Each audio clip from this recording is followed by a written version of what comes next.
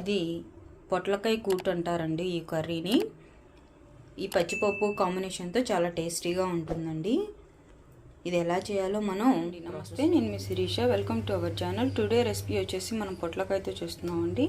ముందు మనం పొట్లకాయలని పైన ఉన్నటువంటి యాష్ కలర్ని మొత్తం కూడా శుభ్రంగా పీల్ చేసేసి చిన్న చిన్న ముక్కలుగా కట్ చేసుకున్నానండి. చిన్న చిన్న ముక్కలుగా కట్ చేసుకున్నాను. వాటిని ఒక పక్కన పెట్టుకుందాము. ఇలా ఒక 50 గ్రాముల పచ్చిపప్పు తీసుకొని దాన్ని శుభ్రంగా కడుక్కొని కొంచెం వాటర్ కడుక్కొని పక్కన పెట్టుకున్నటువంటి పచ్చిపప్పులోకి ఒక 4 చిన్నులపాయ రెమ్మలు వేసి ఒక 3 విజిల్స్ వచ్చింది. మిక్సీ జార్ తీసుకొని 2 టేబుల్ స్పూన్లు కొబ్బరి పొడి అండి, పచ్చి కొబ్బరి అయినా వేసుకోవచ్చు. అలాగే 1 టేబుల్ స్పూన్ జీలకర్ర, ఇది మనం ఒక మిక్సీ జార్లో వేసుకుందాం. అలాగే ఒక 10-12 మిరియాలు, అలాగే ఒక పచ్చిమిర్చి అండి, ఇవి కూడా వేసి దీన్ని మెత్తని పేస్ట్. 3 విజిల్స్ వచ్చినాయండి. స్టవ్ ఆఫ్ చేసేసాను. అది కొంచెం చల్లారనిద్దాము. అలాగే కొబ్బరి, మనం పచ్చిమిర్చి అవి వేసి మిక్సీ చేసాం కదా, ఇలా గ్రైంచుకొని ఒక పాన్ పెట్టి దాంట్లో 1 టేబుల్ స్పూన్ ఆయిల్ వేసానండి. అలాగే అందులోకి ఒక 1/2 టేబుల్ స్పూన్ ఆవాలు, అలాగే ఒక 1/2 టేబుల్ స్పూన్ జీలకర్ర. అవి కొంచెం చిటపట్లాడుతున్నప్పుడు దాంట్లోకి ఒక 1/2 టేబుల్ స్పూను పచ్చిపప్పు, అలాగే సాయమినపప్పు వేసి కొంచెం ఫ్రై అవనిద్దామండి. ఆవాలు కొంచెం చిటపట్లాడుతున్నప్పుడు ఒక మీడియం సైజు ఉల్లిపాయ, ఒక పచ్చిమిర్చి, ఒక రెమ్మ కరివేపాకు కూడా వేసుకున్నానండి. ముక్కల్లో వాటరు కొంచెం పిండి పక్కన పెట్టేసేసి ఇలా ముక్కలను ఒక ప్లేట్లో తీసుకున్నానండి. ఇవి కూడా ఇందులో వేస్తున్నాను. వేసి కొంచెం పచ్చివాసన పోయిన దాకా వీటిని వేయించుకున్నామండి.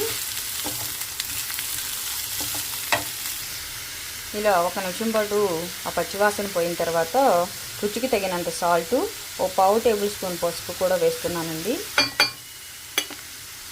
అలాగే మనం ముందుగానే ఉడికించుకున్నటువంటి పచ్చిపప్పు, 2 చిన్నులపాయ రెమ్మలు కూడా వేసేసి దీన్ని ఒక్కసారి బాగా కలిసేటట్టుగా కలుపుకొని మూత పెట్టి మీడియం ఫ్లేమ్లో ఒక 5 నిమిషాల పాటు దీన్ని ఉడకనిద్దామండి. కొబ్బరితో మిక్సీ పట్టుకున్నాం కదండి, అందులో కొంచెం వాటర్ పోసేసి ఆ నీళ్ళు అందులో పోస్తున్నానండి.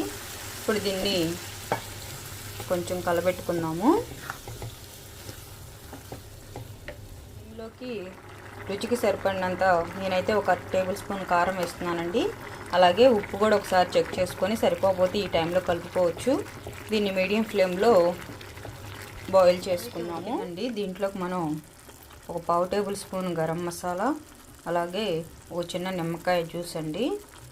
ఇప్పుడు దీన్ని ఒకసారి కలబెట్టుకొని డిష్ అవుట్ చేసేసుకుందాము. దీన్ని మనం స్టవ్ ఆఫ్ చేసేసుకొని ఇలా ఒక బౌల్లో తీసుకుందాం అండి. ఈ విధంగా మనం డిష్ అవుట్ చేసుకున్న తర్వాత ఈ కర్రీని రైస్లో కానీ చపాతీల్లో కానీ చాలా బాగుంటుందండి. దీన్ని పొట్లకాయ కూటు అంటారు.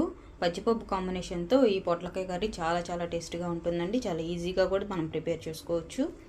మీకు కనుక ఈ వీడియో నచ్చినట్లయితే ఒక లైక్ చేయండి, షేర్ చేయండి, కామెంట్ చేయండి, సబ్స్క్రైబ్ చేసుకోవటం మాత్రం మర్చిపోవద్దు. పక్కనున్నటువంటి బెల్ ఐకాన్ని ప్రెస్ చేయడం ద్వారా నా నెక్స్ట్ నోటిఫికేషన్ మీకు అందుతుందండి. Bye friends. నెక్స్ట్ వీడియోలో